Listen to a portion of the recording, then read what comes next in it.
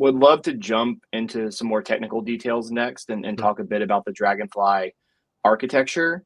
And I think a great place to start is with Dragonfly versus Redis. I think, a lot of people are fairly familiar with the Redis architecture, but what are the key architectural differences between Redis and Dragonfly? Um, yeah. So, as you know, Dragonfly is multi-threaded. Redis is famously single-threaded. So, for single-thread workloads, for relatively small workloads, let's say it like this, Redis is very fast. Okay. So by default, it uses a single thread and which handles everything: networking, parsing of requests, applying data store operations. All this takes, of course, CPU time. And if, for example, you have thousands of I/O connections constantly bombarding Redis with requests, or you have relatively heavy CPU operations, then your Redis instance can reach a high CPU load. And once Redis CPU becomes stressed, you can just add more CPUs to it, right?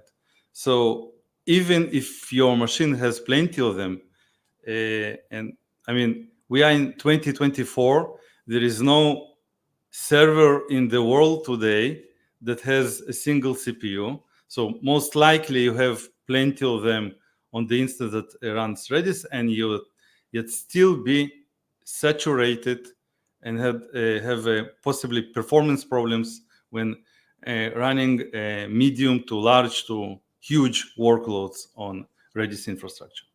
Mm-hmm. So that's kind of the limitation, in a very hard limitation of Redis infrastructure. And if you look at the Dragonfly on this slide, you can see, first of all, it's multi-threaded, and it adopts what we a shard per thread architecture. So you can see those shard threads on the diagram.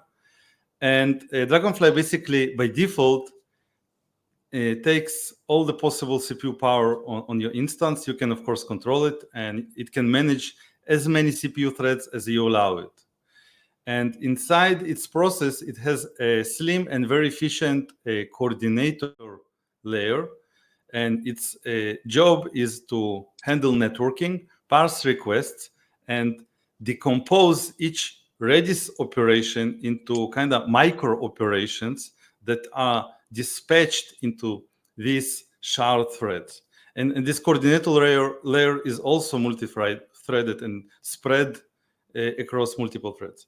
So once those micro operations are executed on each thread, they return their answers to a coordinator layer, and it in turn returns the reply to a client connection. So everything is multi-threaded and everything is distributed. And that's why Dragonfly is much more scalable, vertically scalable on a single instance. And if you check out Dragonfly's detailed design, it very much resembles a very efficient pipeline where each part performs its job and then dispatches or passes the torch to the next stage of the pipeline, and everything works very smoothly and optimized for throughput and low latency.